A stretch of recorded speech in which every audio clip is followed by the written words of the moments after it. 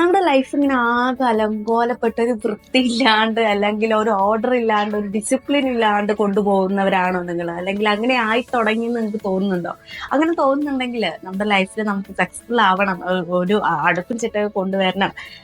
അല്ലാന്നുണ്ടെങ്കിൽ നമുക്കൊന്ന് എല്ലാവരുടെ മുന്നിൽ കുറച്ചൊന്ന് പെർഫെക്റ്റ് ആയിട്ട് നമ്മുടെ ലൈഫ് ഇരിക്കണം എന്നൊക്കെ തോന്നുന്നവരാണെന്നുണ്ടെങ്കിൽ ഇനി പറയുന്ന കാര്യങ്ങളൊക്കെ ഒന്ന് കേട്ട് നോക്കൂ കേട്ടോ. നിങ്ങൾ തന്നെ ചെയ്യാൻ മറന്നു പോകുന്ന കുഞ്ഞു കുഞ്ഞു കാര്യങ്ങളായിരിക്കും, അല്ലെങ്കിൽ നിങ്ങൾ ചെയ്യുന്ന കുഞ്ഞു കുഞ്ഞു മിസ്റ്റേക്കുകളായിരിക്കും. ഇതൊക്കെ ഒന്ന് തിരുത്തി നോക്കൂ, നിങ്ങളുടെ ലൈഫ് ഒന്ന് സെറ്റ് ആയിട്ട് കൊണ്ടുവരാൻ ഇതൊക്കെ മതി കേട്ടോ. ധാരാളമാണ് കുഞ്ഞു കുഞ്ഞു കാര്യങ്ങൾ. ഓക്കെ, അപ്പോ വെൽക്കം ടു ജസ്റ്റ് ടോക്ക്.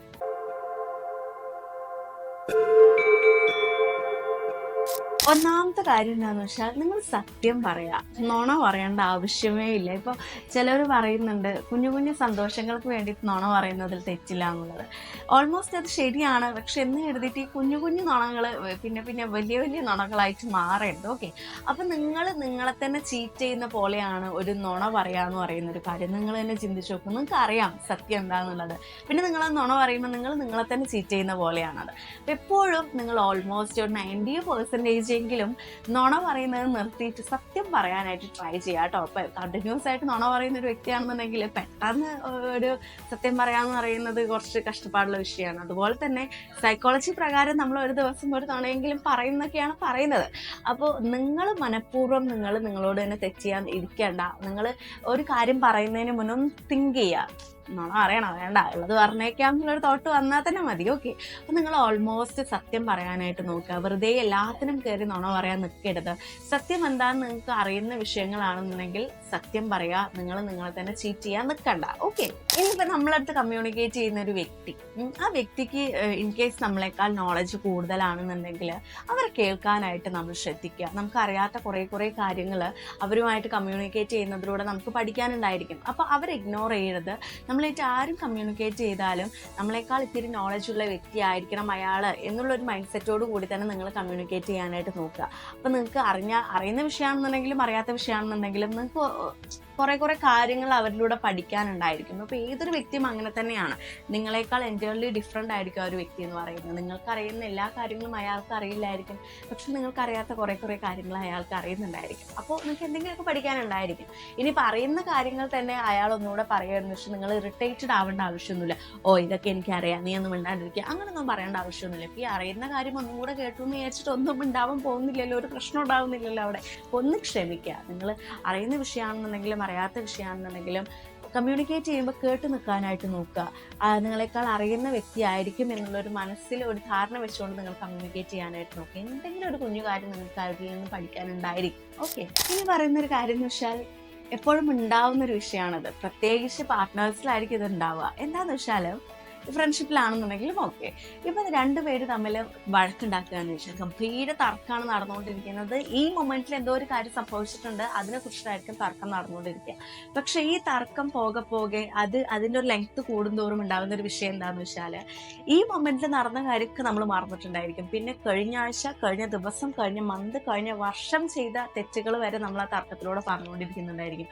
ചിലപ്പോൾ ആ വിഷയത്തെ അന്നൊന്നും തല്ലുണ്ടായിട്ടുണ്ടാവില്ല, പക്ഷെ അതൊക്കെ നമ്മൾ ഈ വഴക്കിലേക്ക് വലിച്ച് നീ അന്ന് അത് ചെയ്തില്ലേ, നീ അന്ന് ഇങ്ങനെ ചെയ്തില്ലേ, നീ അപ്പോഴേ അങ്ങനെ ചെയ്തപ്പോഴേ എനിക്ക് തോന്നിയതാണ്, അങ്ങനെയൊന്നും പറഞ്ഞിട്ട് കഴിഞ്ഞ വിഷയങ്ങളൊന്നും ഈ ഒരു മൊമെന്റിൽ നടക്കുന്ന വഴക്കിലേക്ക് വലിച്ചിടാൻ നിൽക്കണ്ട. ഓക്കെ, ഈ ഒരു മൊമെന്റിൽ എന്താണോ സംഭവിച്ചത് അത് പറഞ്ഞ് സോർട്ട് ഔട്ട് ചെയ്യാനായിട്ട്, ആ വഴക്ക് തീർക്കാനായിട്ട് വേണം നിങ്ങൾ ട്രൈ ചെയ്യാൻ. അല്ലാണ്ട് നിങ്ങളുടെ വഴക്ക് പിന്നെ എപ്പോഴോ നടന്ന വിഷയത്തിലേക്ക് കൊണ്ടുപോയി എൻഡ് ചെയ്യാൻ നിൽക്കരുത്. പിന്നെ ആ വഴക്കെന്ന് പറയുന്നത് നല്ല രീതിക്ക് അവസാനിക്കില്ല, അത് മോശമായിക്കൊണ്ടേ ഇരിക്കത്തുള്ളൂ. എപ്പോഴും വഴക്കിടുന്ന സമയത്ത്, വഴക്കിടാണ്ടിരിക്കാനുള്ള ചാൻസ് കുറവാണ്. അപ്പോൾ വഴക്കിടുന്ന സമയത്ത് നിങ്ങളൊന്ന് സ്വയം ചിന്തിക്കുക, സ്വയം വിലയിരുത്തുക. ഞാനെന്തിനാ അത് പറയേണ്ട ആവശ്യം, ഇപ്പം ഇതിനല്ലേ വഴക്കുണ്ടായത്, അത് പറഞ്ഞു തീർത്താൽ പോരെ എന്നുള്ളൊരു ധാരണ നിങ്ങൾക്ക് വേണം. ഓക്കെ, ഒരിക്കലും വഴക്കിടുന്ന സമയത്ത് മുന്നേയുള്ള സംഭവങ്ങളൊന്നും വലിച്ചിടണ്ട. അടുത്ത മൊമെന്റ്, ഈ ഒരു മൊമെന്റിൽ എന്താണ് സംഭവിച്ചത്, എന്തിനു വേണ്ടിയിട്ടാണോ വഴക്കിടുന്നത്, അത് ആലോചിച്ചിട്ട് അത് സോർട്ട് ഔട്ട് ചെയ്യാനായിട്ട് ശ്രദ്ധിക്കണം. ഓക്കെ, ഇനി പറയാനുള്ളത് പാരൻസിൻ്റെ അടുത്താണ്.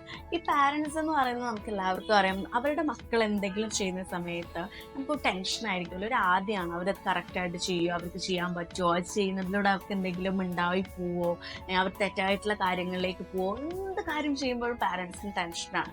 പക്ഷെ ആ ടെൻഷൻ ഓക്കെ, ഏതൊരു പാരന്റ് ആകുമ്പോഴും ടെൻഷൻ ഉണ്ടായിരിക്കും. പക്ഷെ എന്ന് കരുതി നമ്മുടെ കുട്ടികളെ നമ്മൾ ഒരിക്കലും ഓവറായിട്ട് കൺട്രോൾ ചെയ്യാൻ നിൽക്കരുത്. അവരെ തന്നെ ഒരു നെഗറ്റീവായിട്ട് ബാധിക്കത്തേ ഉള്ളൂ. അവർക്കൊന്നും ചെയ്യാൻ പറ്റാത്തൊരു വ്യക്തിയായിട്ട് അവരെ ബിൽഡ് ചെയ്തെടുക്കുകയാണ് നമ്മൾ അതിലൂടെ ചെയ്യുന്നത്. ഓവറായിട്ട് കൺട്രോൾ ചെയ്യരുത് ഒരിക്കലും ഒരു കുട്ടിയെ. അപ്പം നമുക്ക് ടെൻഷൻ ഉണ്ടായിരിക്കും, പക്ഷെ അവരെന്തെങ്കിലും കാര്യങ്ങൾ ചെയ്യുമ്പോൾ ആ കാര്യങ്ങൾ ചെയ്യാനായിട്ട് അലൗ ചെയ്യാം. അവർ ചെയ്യട്ടെ എന്നുള്ളൊരു മൈൻഡ് സെറ്റിൽ അവരെ വിട്ടുകൊടുക്കുക. അവരെന്തെങ്കിലും തീരുമാനങ്ങൾ എടുക്കുന്ന സമയത്ത്, ആ ഡിസിഷൻസ് എടുക്കുന്ന സമയത്ത് ആ തീരുമാനങ്ങൾ എടുക്കാനും നമുക്ക് അവർക്ക് ഒരു ഫ്രീഡം കൊടുക്കുക. എന്ത് കാര്യത്തിനും അലൗ ചെയ്യുക. അപ്പോൾ അവർ റെസ്ട്രിക്ഷൻ വെക്കേണ്ട ഏരിയ ആണെന്നുണ്ടെങ്കിൽ നമുക്ക് വെക്കാം. ഏതൊരു പ്രായക്കാർക്കും എന്തെങ്കിലും പ്രായത്തിന് അതീതമായിട്ട് അവരെന്തെങ്കിലും ചെയ്യണമെന്നുണ്ടെങ്കിൽ ഓക്കെ, അത് റെസ്ട്രിക്ഷൻ വെക്കാം. എന്ന് കരുതി എല്ലാ കാര്യങ്ങൾക്കും നമ്മൾ കൺട്രോൾ ചെയ്യേണ്ട. തീരുമാനങ്ങൾ എടുക്കട്ടെ, അവർ സ്വന്തം കാര്യങ്ങൾ ചെയ്ത് വളരട്ടെ. അപ്പോഴാണ് അവർക്കൊരു സ്വയം പര്യാപ്തത എന്നുള്ളൊരു കാര്യത്തിലേക്ക് അവർ എത്തുള്ളൂ. അവർക്ക് അപ്പോഴാണ് കാര്യങ്ങൾ മനസ്സിലാവുള്ളൂ. ഒരു സോഷ്യൽ സിറ്റുവേഷൻ വന്നു കഴിഞ്ഞാൽ കാര്യങ്ങൾ എങ്ങനെ ഹാൻഡിൽ ചെയ്യണം, ഒരു ടഫ് സിറ്റുവേഷൻ വന്നു കഴിഞ്ഞാൽ എങ്ങനെ കാര്യങ്ങൾ ഹാൻഡിൽ ചെയ്യണം, എങ്ങനെ തീരുമാനങ്ങൾ എടുക്കണം, എങ്ങനെ സ്വന്തമായിട്ടൊരു കാര്യം ചെയ്യാം എന്നൊക്കെ അവർക്ക് അറിയണം എന്നുണ്ടെങ്കിൽ ചെറുപ്പം തൊട്ടേ നമ്മളത് കൊടുക്കുന്ന ട്രെയിനിങ്ങിലൂടെയാണ് അവർ ആ ഒരു ക്യാരക്ടർ അല്ലെങ്കിൽ അവർ ആ ബിഹേവിയർ ബിൽഡ് ചെയ്ത് വരുന്നത്, അല്ലേ? ആ സ്കില്ല് അവർക്ക് ഉണ്ടാവത്തുള്ളൂ. ഒരിക്കലും ചെറുപ്പം തൊട്ടേ പിള്ളേരെ കൺട്രോൾ ചെയ്യാൻ നിൽക്കരുത്. അവർ ഒന്നിനും കൊള്ളാത്തൊരു മക്കളായിട്ട് മാറത്തേ ഉള്ളൂ. ടെൻഷൻ ഉണ്ടായിരിക്കും, പക്ഷെ അവർ ചെയ്ത് വളരണം. അവർ തീരുമാനങ്ങൾ എടുത്ത് വളരണം. എപ്പോഴാണ് അവർക്ക് നെഗറ്റീവും പോസിറ്റീവും മനസ്സിലാവത്തുള്ളൂ. ഇനി മനസ്സിലായിട്ടില്ലെങ്കിൽ നമ്മളത് മനസ്സിലാക്കി കൊടുക്കണം. പക്ഷെ എന്നിരുന്നാലും കൺട്രോൾ ചെയ്യാൻ പറ്റരുത്. ഓക്കെ, ഓവറായിട്ട് കൺട്രോൾ ചെയ്യും. ഇനി പറയുന്നൊരു കാര്യം എന്ന് വെച്ചാൽ, നമുക്കറിയാം നമ്മളെല്ലാവരും ഇന്നല്ലെങ്കിൽ നാളെ ഒരു ദിവസം മരിക്കുക, അല്ലേ? ആ മരിക്കുന്ന സമയം വരെ എന്ന് പറയുന്നത് നമുക്കൊരു ഹാപ്പി ലൈഫ് ആയിരിക്കണം എന്നാണ് നമ്മളെല്ലാവരും ആഗ്രഹിക്കുന്നത്. പക്ഷെ അങ്ങനെ ആവണമെന്നുണ്ടെങ്കിൽ നിങ്ങളെല്ലാവരും ആ സമയം കൊണ്ട് ഇങ്ങനെ തല്ലുകൂടാനും വഴക്കിടാനും തെറ്റി നടക്കാനും ലൈഫ് ലോങ് തെറ്റി നടക്കാനും അങ്ങനെയൊന്നും ഇരിക്കേണ്ടതേ.